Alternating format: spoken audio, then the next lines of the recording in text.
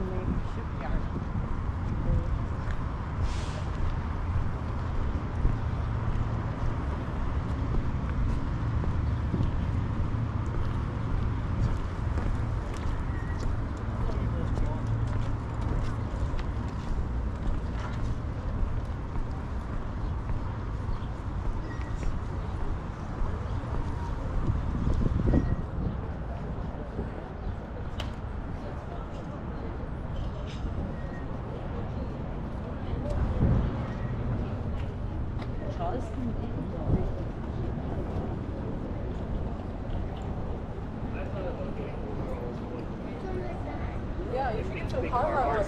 Haha, yeah.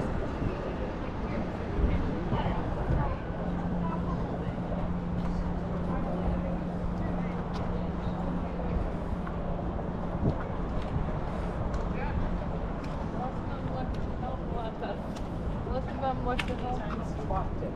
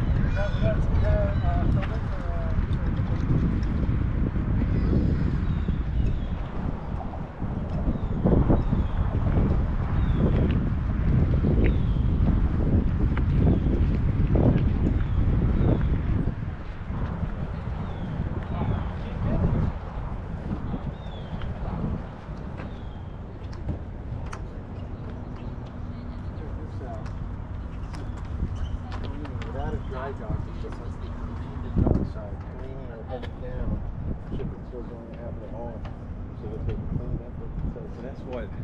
Occasionally, Oh, this area. yeah, it's a dry dock. It says occasionally a ship would sink or. Well, they would, worst case, they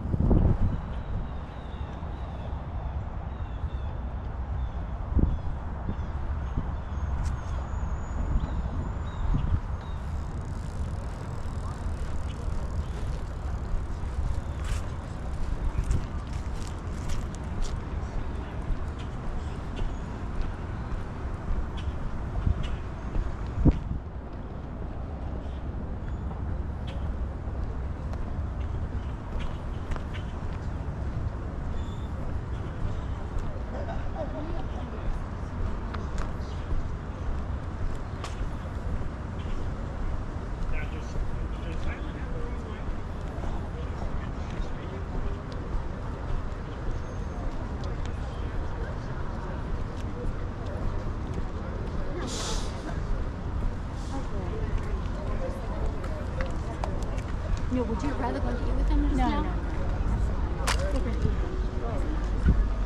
А потом еще раз на флот.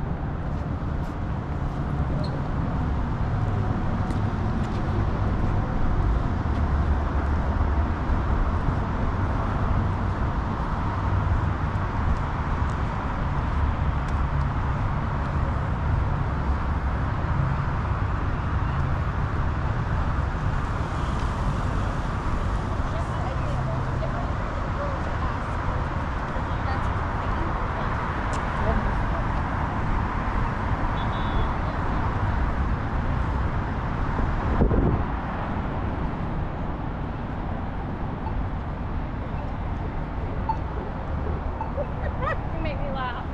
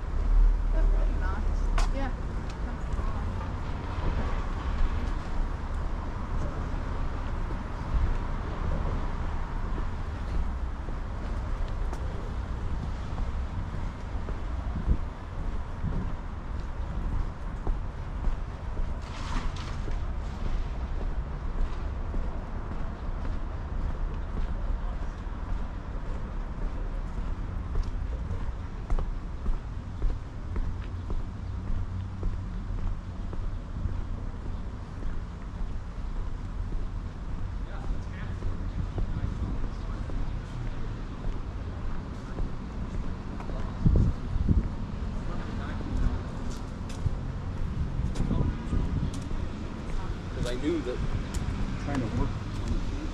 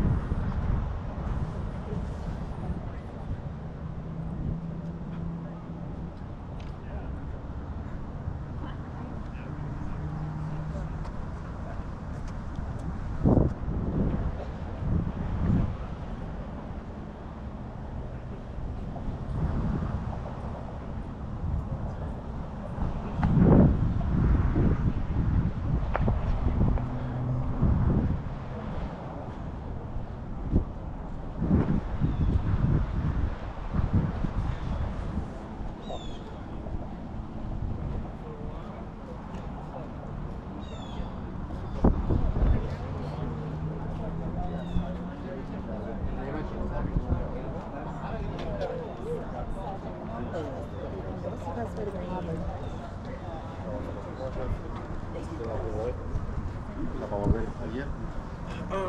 They did. Back and timing. Well, yeah. Not yet.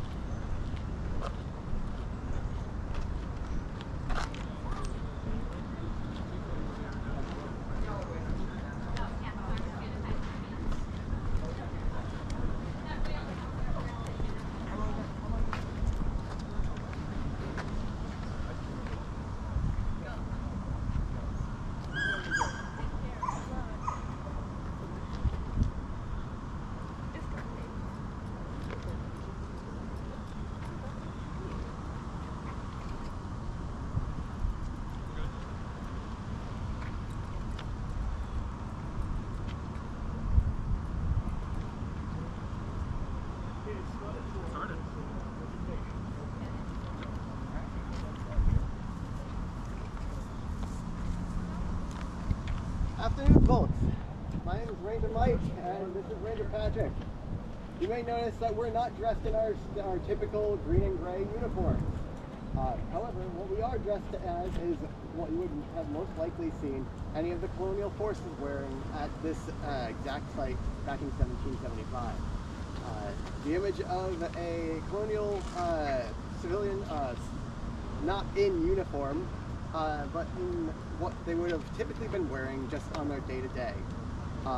With this musket by their side, it's a powerful image that's very much associated with the American history. Do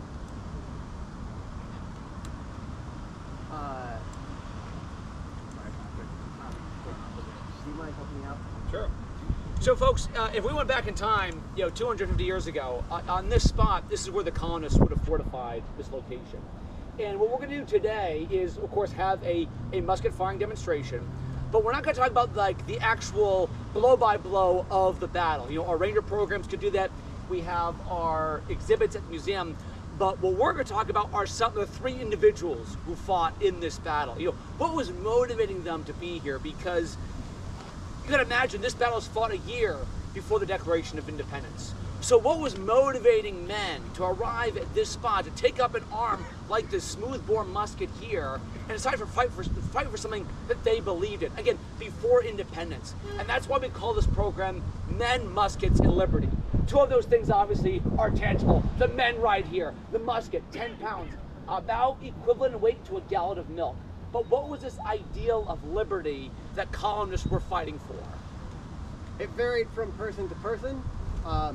Let's talk about a few of the people who actually were here at this hill. First person, a man by the name of Peter Brown, 22 years old, from Massachusetts, the farmhand. Now, he had several of the things that were required to be able to vote, but he still was not able to. Does anyone know what he might have lacked being a farmhand, 22 years old, white male, that he would not be able to vote with? Property. Right. Property or land. The key thing is taxable property. The land would work, about 1,000 pounds of something that could be taxed also worked. Now the farmhand, he doesn't make very much, and now with the British occupying Boston, the industry, any chance of him making money has really stagnated pretty significantly. Joining the military, however, is a stable paycheck, and if he signs on for 8 months, and in that time, he's able to perhaps make enough money to get some of that property and be able to join his compatriots in voting and exercising his civil liberties.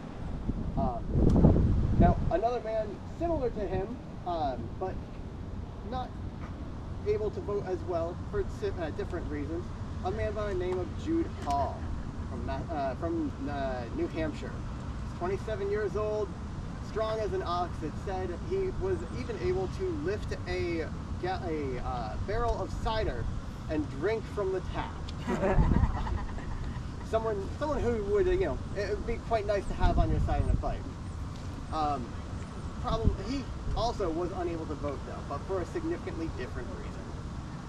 See, Jude Hall was an enslaved man. So he was here at the Battle of Bunker Hill. We're not entirely sure if it was by his own volition or if it was ordered for him. But he did sign on, and he served a fair amount of time here. It is quite possible that he may have been looking forward to being emancipated after his service. Right? Now the thing is, regardless of whether you were a slave or whether you're a white man, you still earned the same amount of money in the military at that time. If you signed on, it didn't matter what color you were enslaved, if you were free, if you were a Native American, you all earned the same wages. So by the end of that service, if he's lucky, if he survives, he might be able to purchase his freedom. Now, we've talked about two people for the American side here.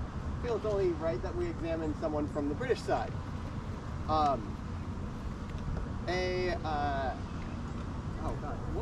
What's his name? Clement Nicholson. Clement Nicholson, yes. A British soldier, a British private, also here as part of the occupation of Boston. 22 years old. He also he was here trying to make his money, trying to exercise his own civil liberties. With serving in the army from Great Britain, he gains the opportunity to travel. He also, being sent over here to the Americas, was expecting sort of to have a bit of a cushier life. The Americas generally had a better life expectancy for the British soldiers here when it wasn't at war.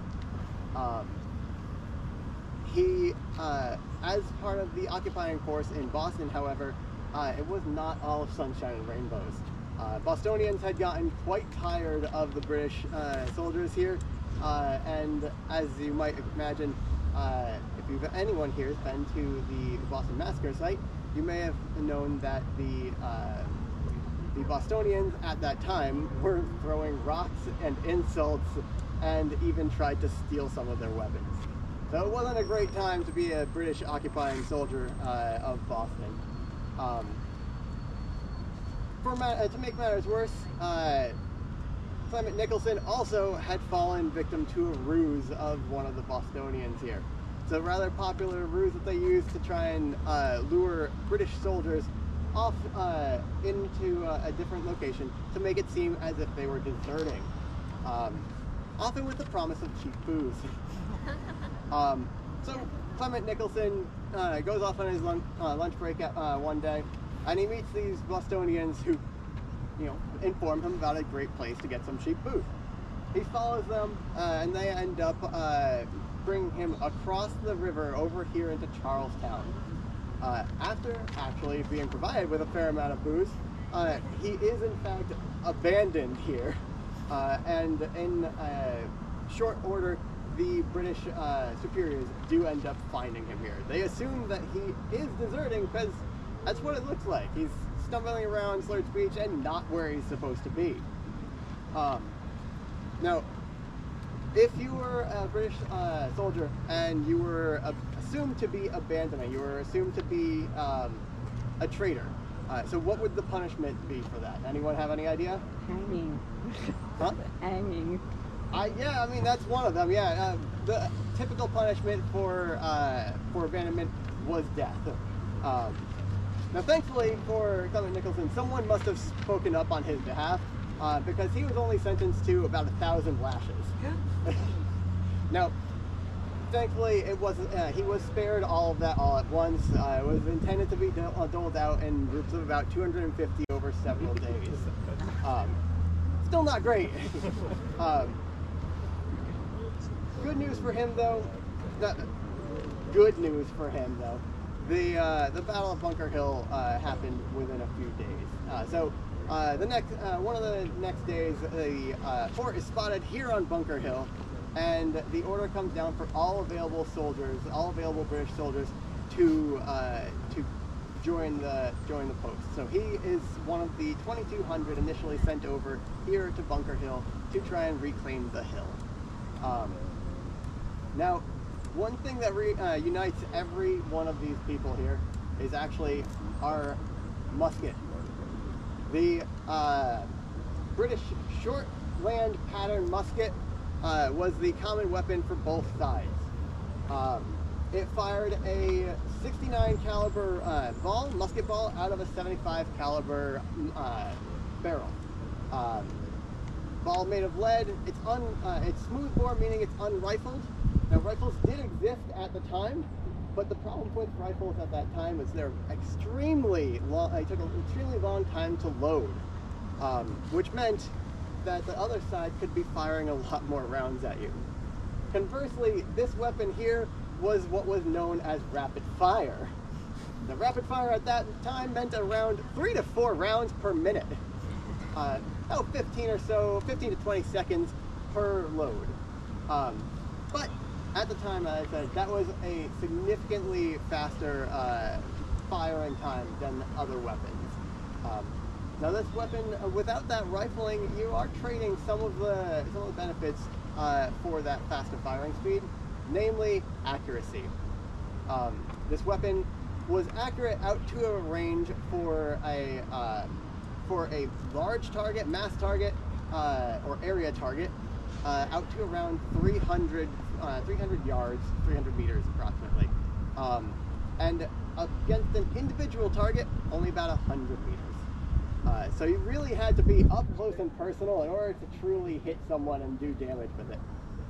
The nice thing, though, you're typically not firing alone. A single gunman isn't going to do a whole lot against an army like that. The way these weapons were typically used was in something called volley fire. So essentially, you had a group of several hundred men, all with the same weapon, all firing in the same area, essentially forming a makeshift shotgun of 69 caliber lead balls. Now, lead is a soft metal, right? What do you think would happen if a lead ball, about the size of a marble, were to impact someone within 100 meters? What do you think will happen to the ball? Flat. Exactly, yeah. It's soft, so when it hits something, it spreads out. So while the entry wound may be the size of a marble, the exit wound is going to be about the size of a fist. So it's very, very damaging for any kind of soft targets. Now, in addition to these muskets, everyone here on the hill, whether you were British or colonial, would have had some form of melee weapon, some form of hand-to-hand combat weapon.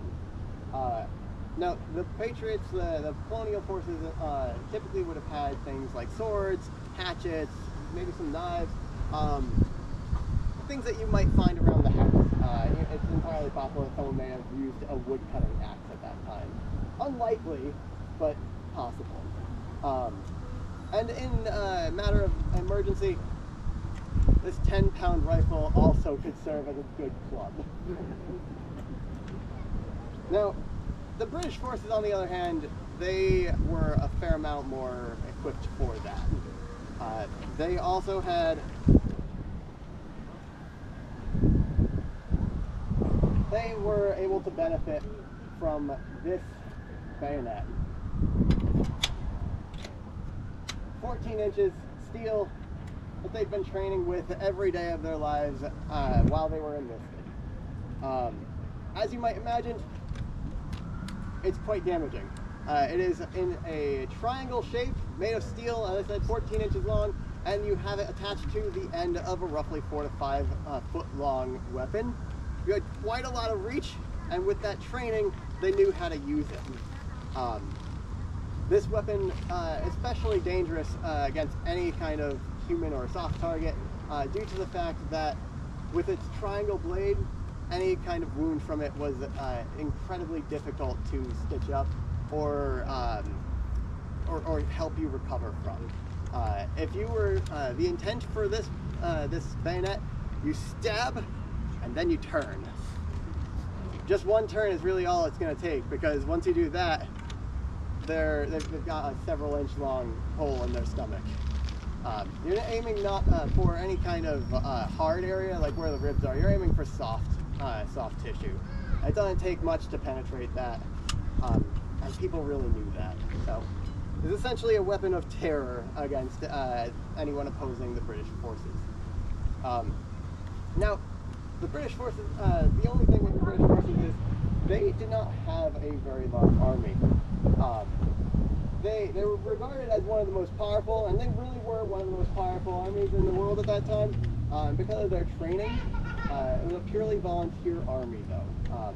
So the forces here in Boston only numbered around 6,000 to 8,000 troops as a whole, and that is trying to occupy all of the city of Boston and make sure that anyone else in the area is able to continue their jobs. You know, patrols, making sure that anyone is not being raided. You know, trying to make sure that protect people, other farms potentially from other raids from Native Americans who are still not happy with the current situation. They're responsible for all of that. So they're spread quite thin, even with the already relatively low number of soldiers. So when around 16 or so thousand Patriot militia troops show up outside of Boston shortly before the Battle of Bunker Hill, they're not having a great time. But they do have the benefit of having the superior training. The Patriot forces, everyone in the Patriot forces typically would have had some experience with handling a weapon. Anyone between 16 and 60 would have had to participate in the local militia. Any male, I should say, from 16 to 60 would have been required to participate in the local militia. In a time before having a federalized military or state police forces, the militia was really all of that. Yeah, they were responsible for putting out fires, they're responsible for maintaining order, they're responsible for maintaining peace and protection. So everyone there would be have some training with the weapons, but they only met somewhere in the neighborhood of 3 to 4 times a year. So compare that to the 365 days a year that the British are training, you have a fairly significant gap in experience. Now, we've heard about the men and the weapon. Next, we're going to conduct a fire drill, and I would like to stress this is blanks. We will not be firing any actual bullets into Boston. The local area would likely get quite upset with us if we were to do so. So I'm going to turn it over to my Ranger Patrick over here, who's going to give you a little bit of a safety information. Okay?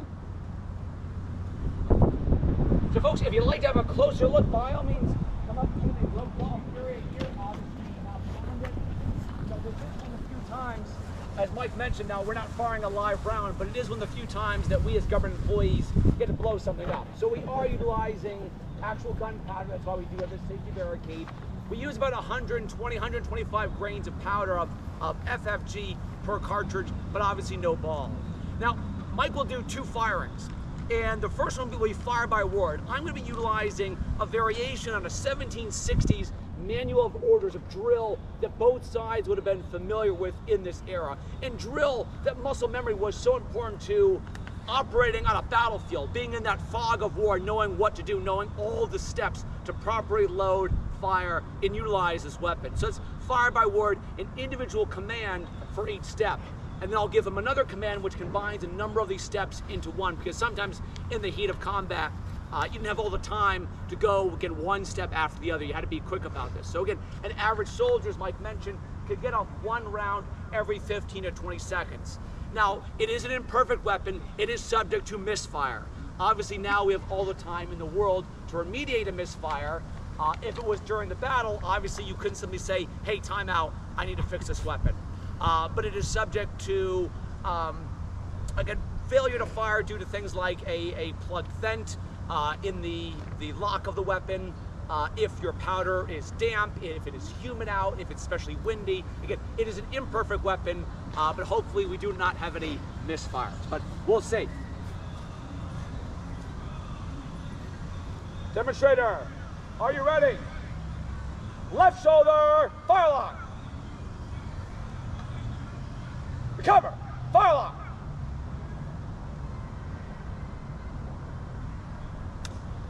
Handle, cartridge.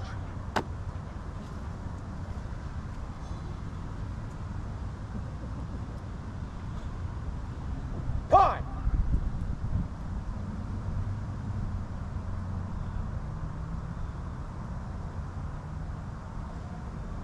Shut pan. Charge with cartridge.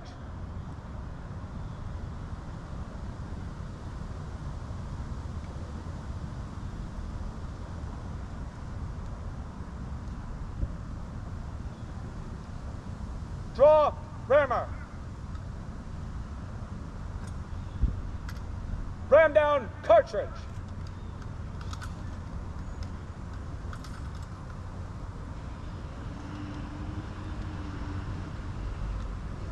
Turn, rammer. Shoulder, fire lock. Poise, fire lock. Cock, fire lock. To game, fire.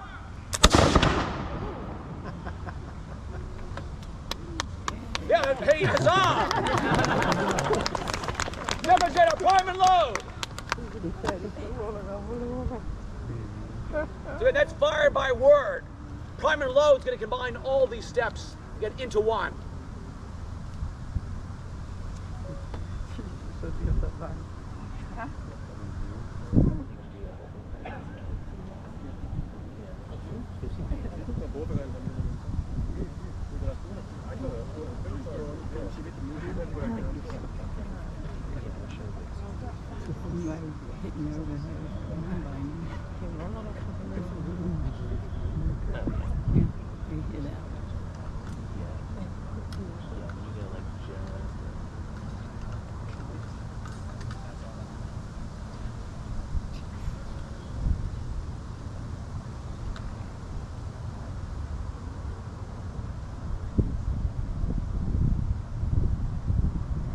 Demonstrator, are you ready? Poise, fire lock. Cock, fire lock.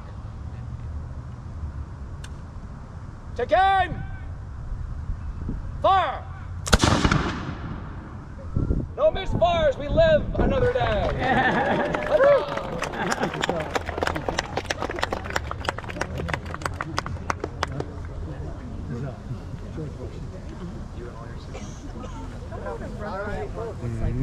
So you just heard that the musket fire there. Now imagine that amplified by roughly 1,000 or so people on each side. So this battle was not anything that was play. It was not anything that was relaxed. It was it could be absolute insanity. Now everyone here would have been firing these weapons. We had 3 people who we talked about before that. We're going to take a look about what happened, how they fared. So first man, we had Jude Hall. Second man, he ended up actually surviving this battle. He signed up for another two rounds in the war, served until the end of the Revolutionary War, and ended up gaining his freedom by the end of it. He had three children, 3 sons, and unfortunately 3 of them were actually kidnapped and resold into slavery. Tragically, he never actually found out what happened to any of them. It would take until the American Civil War for his descendants to actually properly fight and recover their freedoms for going forward. The British soldier Clement Nicholson ends up actually being one of the many statistics of the Battle of Bunker Hill. While he survived the initial battle, he was one of the injured.